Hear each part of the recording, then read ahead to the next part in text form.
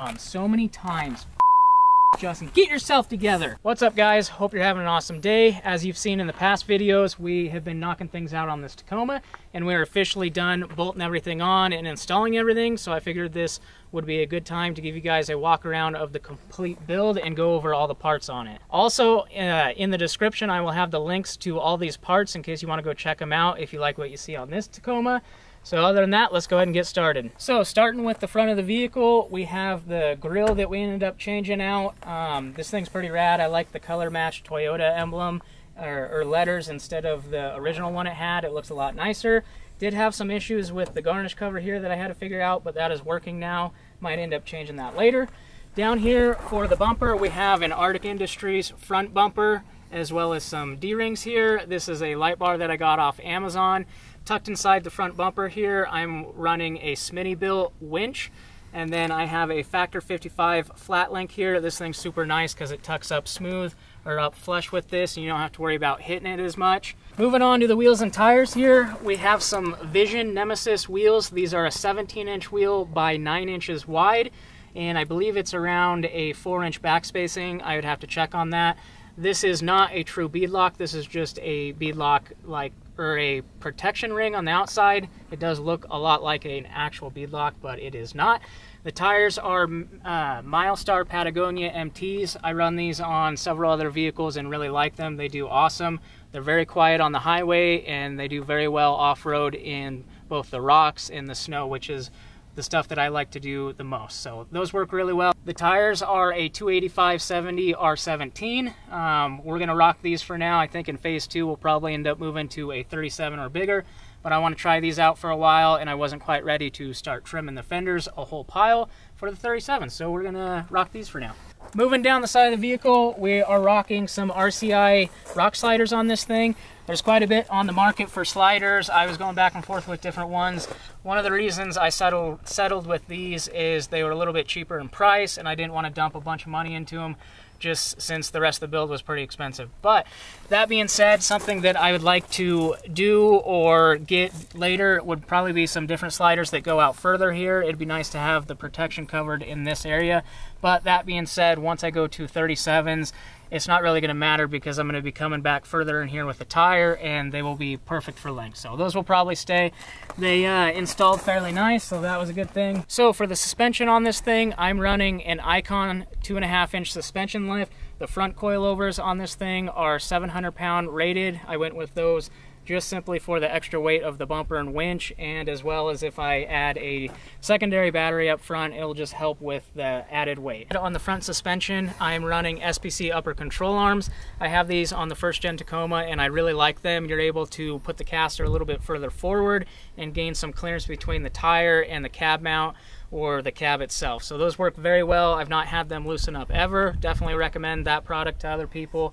They work very well. On the rear of this thing for suspension, I am also running Deaver Stage 3 leaf springs. I went with those. That way it would handle the extra weight with the Alucab camper, as well as all the extra gear in this thing.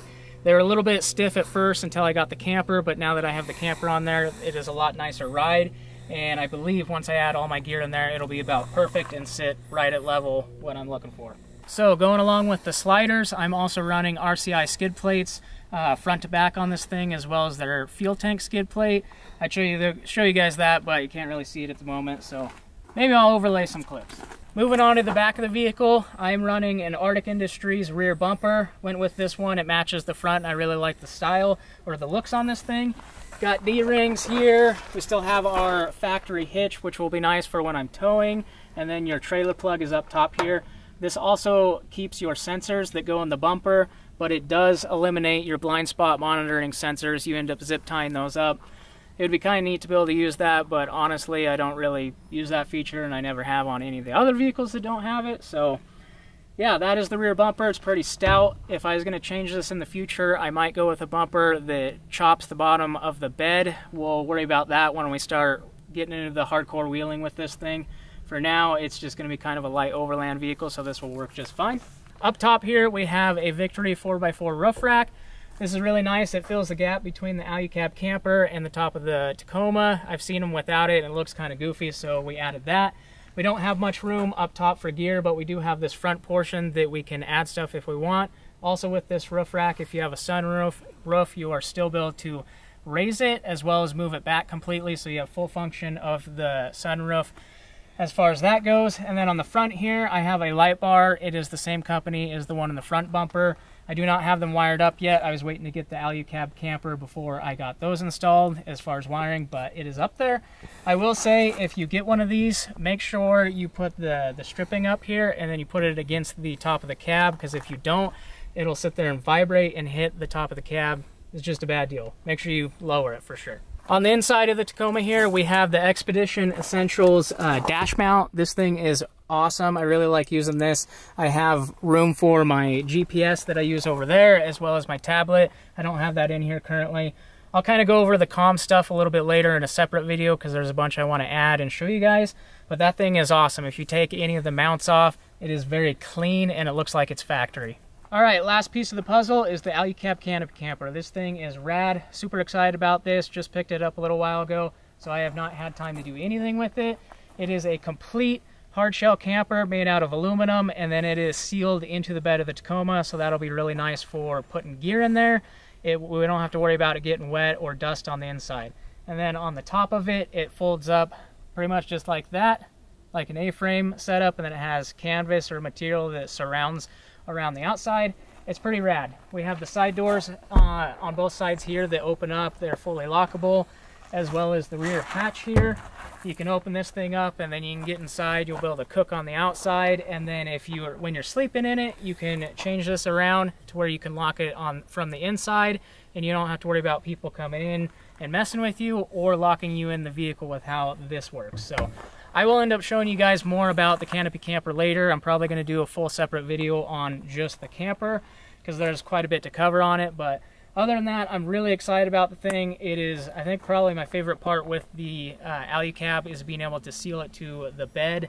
That way all your gear stays dry and out of the dust. Also, if you want to wash your vehicle, you don't have to worry about pulling all your gear out, because the gear that I'm going to put in this thing is going to stay in it all the time. All right, lastly is the engine. Not really anything to cover on that. It is bone stock. I'm going to leave it that way for now. The only thing that I'm going to be doing to it is installing a tune.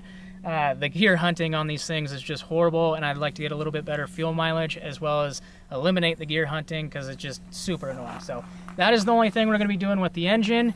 So I think that about covers everything on the Tacoma. I don't think I missed anything. If I did, make sure you drop a comment down below. Also, leave a comment what you think of this thing so far. I'm pretty excited with it, and I'm really excited to get out using it and do some camping with it. Other than that, we'll see you in the next one. Thanks for watching. Peace. Related to this thing. Why are you nodding at me? All right, well, cut. Take 4. No, don't actually cut it. Like, leave it, just leave it rolling. I'll edit it out later. The reason, like I said so many times, Justin, get yourself together. All right, let's redo. That's a good blooper. I know. Drop a comment down below if you want me to add the bloopers. Yay! Not everyone's perfect.